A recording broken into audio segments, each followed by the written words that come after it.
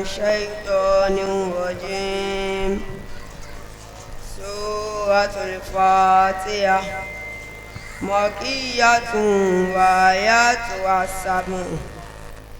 بسم الله الرحمن الرحيم. الحمد لله رب العالمين الرحمن الرحيم مالك يوم الدين. إياك نعبد وإياك نستعين. اهدنا صراط المستقيم صراط الذين أنعمت عليهم غير المغضوب عليهم ولا الضالين.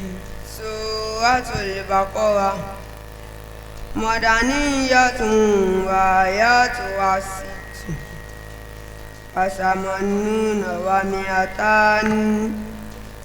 بسم الله الرحمن الرحيم.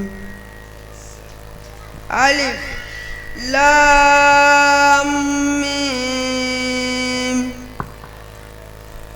ذلك الكتاب لا ريب فيه هدى للمتقين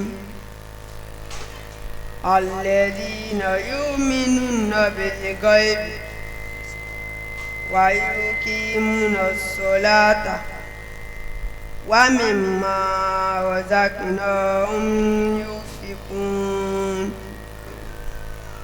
والذين يؤمنون بما أنزل إليك وما أنزل من قبلك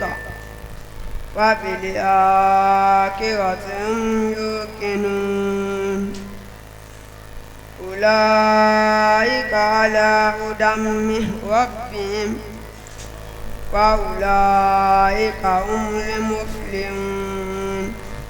صدق الله مولانا العظيم. Barikare, barikare, ohe. Barikare, Barikare, barikare, ohe. barikare, Rakibu ló ń ṣe wàlímà. barikare, Òkè Útà ó tún ṣe wàlímà. barikare, Òkè Úwó tún ṣe wàlímà. barikare, Barikare, barikare, torí ké. barikare, Rakibu ló ń ṣe wàlímà. barikare, Congratulations. barikare, Congratulations. barikare, Urosimi, congratulations. barikare, Barikare, barikare, ohe. barikare, Barikare, barikare, torí ké. barikare, Rakibu, congratulations.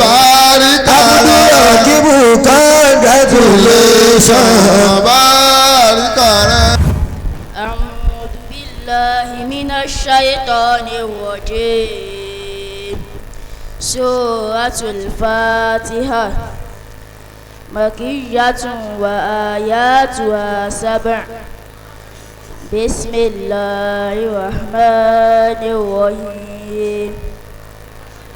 الحمد لله رب العالمين الرحمن الرحيم مالك يوم الدين. إياك نعبد وإياك نستعين. اهدنا الصراط المستقيم صراط الذين أنعمت عليهم غير المغضوب عليهم ولا الضالين. سورة البقرة مدنية وآياتها 86 و200. بسم الله الرحمن الرحيم. ألف لام ميم. ذلك الكتاب لا ريب فيه هدى للمتقين الذين يؤمنون بالغيب ويقيمون الصلاة ومما رزقناهم ينفقون والذين يؤمنون بما أنزل إليك وما أنزل من قبلك وبالآخرة هم يوقنون أولئك على هدى من ربهم وأولئك هم المفلحون. صدق الله مولانا العظيم. ẹ jẹ́ kọ́mọ yóò kéwú ẹ̀kọ́ mọ ilẹ̀ kọ́ ẹ̀sìn. ẹ jẹ́ kọ́mọ yóò kéwú ẹ̀kọ́ mọ ilẹ̀ kọ́ ẹ̀sìn. bọ́mọ bá kékúra ni yóò ṣoríire.